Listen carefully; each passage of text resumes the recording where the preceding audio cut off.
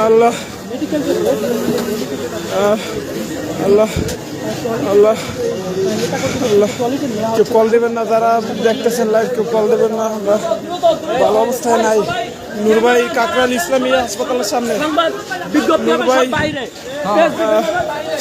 নূর ভাই কাকরাইল ইসলামী হাসপাতালে আছে, ডাক্তার চিকিৎসা করতেছে।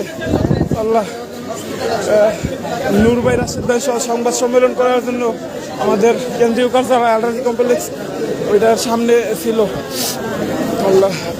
এই অবস্থায় পুলিশ, সেনাবাহিনী, তারপর জাতীয় পার্টির নেতাকর্মীরা অনেকে সাথে ছিল। আওয়ামী লীগের দোসররা সবাই মিলে একসাথে যৌথভাবে নূর ভাইয়ের উপরে হামলা করছে। আপনারা লাইভে দেখছেন দেশবাসী কি অবস্থা।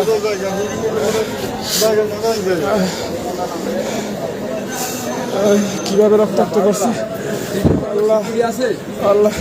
যারা আশপাশের আছেন ইসলামী হাসপাতাল আসেন, কাকরাইল ইসলামী হাসপাতালের নূর ভাই কেউ কল দেবেন না, কল রিসিভ করা সম্ভব না এই মুহূর্তে।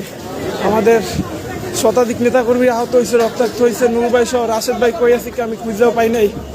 আল্লাহ, সবাই দোয়া করে, নূর ভাইয়ের জন্য দোয়া করে।